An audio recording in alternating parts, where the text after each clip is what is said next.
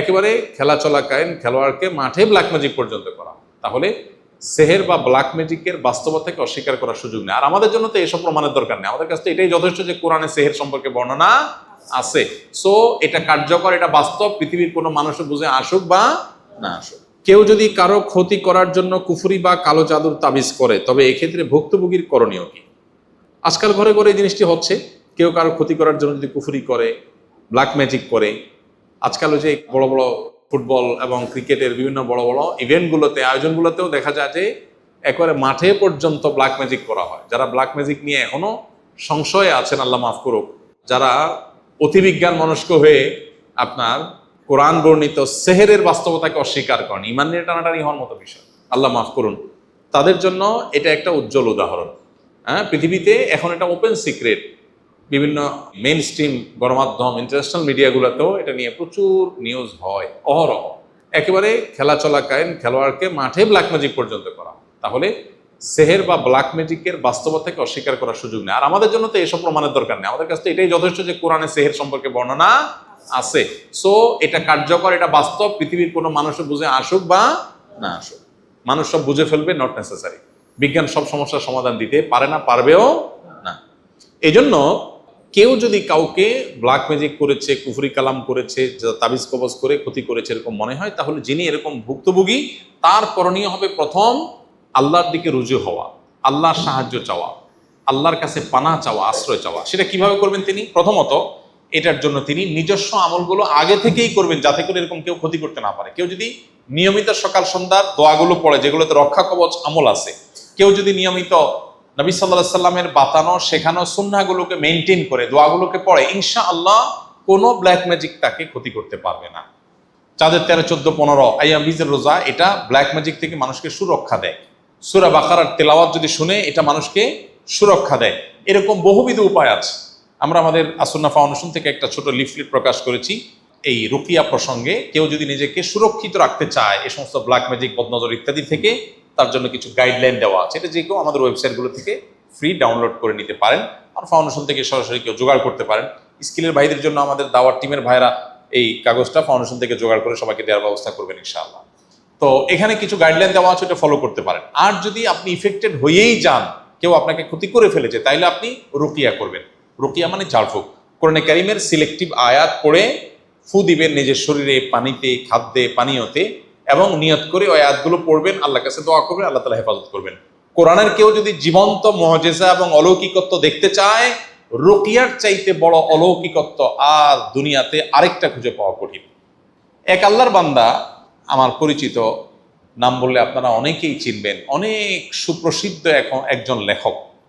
তার লেখালেখি ধাঁচ ধরন দেখে, দীর্ঘকাল থেকে তার যে অ্যাক্টিভিজম, এটা দেখে স্বভাবতই বোঝা যায় তিনি আসলে বামপন্থা অনুসরণ করেন। বামপন্থা অনুসরণ করার মানে তো আমরা বুঝি নাকি? এই আল্লাহর বান্দা দেশের বাইরে থাকেন। এর আগে আমি হয়তো বলেছি, ওনার মেয়ে অসুস্থ। তিনি বিভিন্নভাবে আমার নাম্বার জোগাড় করার চেষ্টা করেছেন। এটা যখন আমি টের পেয়েছি, আমি নিজে থেকে তার নাম্বার জোগাড় করে তার সাথে আমি যোগাযোগ করেছি। পরে আমি তাকে কিছু পরামর্শ দিয়েছি, এর বাইরে আরো কিছু ভাইরাও তাকে পরামর্শ দিয়েছেন। মেয়ের যে সমস্যা, সেটাতে বোঝা যাচ্ছে এটা আসলে জিন জাদুর সমস্যা, ব্ল্যাক ম্যাজিকের সমস্যা। এটা মেডিকেল রিলেটেড ইস্যু না, নর্মাল আপনার শরীরের অসুবিধা, অসুস্থতা না, এটা স্পিরিচুয়াল প্রবলেম, এটা ফিজিক্যাল প্রবলেম না। এটা মোটামুটি বোঝা যাচ্ছে। কিন্তু যেহেতু ওই যে বিজ্ঞান এটাকে স্বীকার করে না, এই জন্য ডাক্তাররা ওখানে তাদের যা আছে শারীরিক ট্রিটমেন্টের জন্য তারা ওইগুলোই করতেছে। দীর্ঘদিন ধরে করলো, কোনো ভালো হওয়ার নামগন্ধ নাই। একদিন উনি আমাকে ফোন করে বললেন, ভাই, মেয়ে একটা হসপিটালে ভর্তি আছে, সম্ভবত আইসিইউ বা এরকম গুরুত্বপূর্ণ কোনো ওয়ার্ডে বা আপনার গুরুত্বপূর্ণ কোনো ডিপার্টমেন্টে। তো বলো যে সেখানে ভর্তি অবস্থায় হঠাৎ করে মেয়ে নাই, উদাও। একটা হসপিটাল থেকে একটা রুগী, তাও মুমূর্ষ রুগী, নাই। কিভাবে নাই? কোথাও তাকে পাওয়া যাচ্ছে না, সিসি ক্যামেরা দেখেও কোনো হদিস পাওয়া যাচ্ছে না, হঠাৎ করে নেই।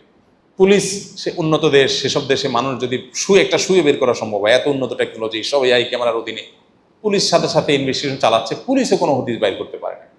অনেক খোঁজাখোঁজির পরে পাওয়া গেল বহু দূর, আরেক দূরে, বহু 100 কিলোমিটার দূরে আরেক শহরের একটা হসপিটাল। কিভাবে সে সেখানে গেছে সেও বলতে পারে না, কেউ বলতে পারে না। এর কোনো ব্যাখ্যা তাদের কারোর কাছেও নাই, পুলিশের কাছেও নাই, এআই ক্যামেরার কাছেও নাই, কিন্তু সে সেখানে আছে।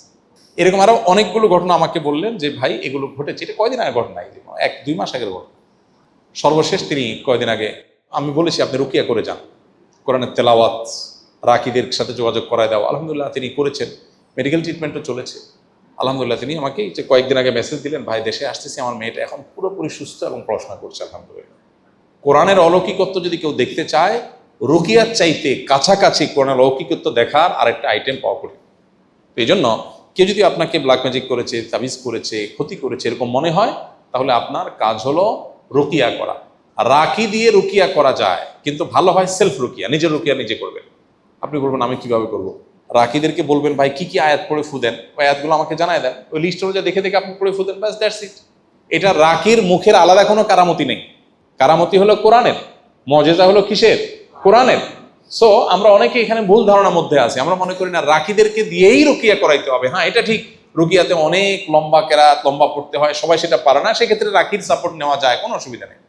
অনেক সময় অলসতা হয়ে যায়, নিজের দ্বারা হয় না, এই জন্য কাউকে আপনি সেট করলেন, ওকে রাকি দিয়ে করেন।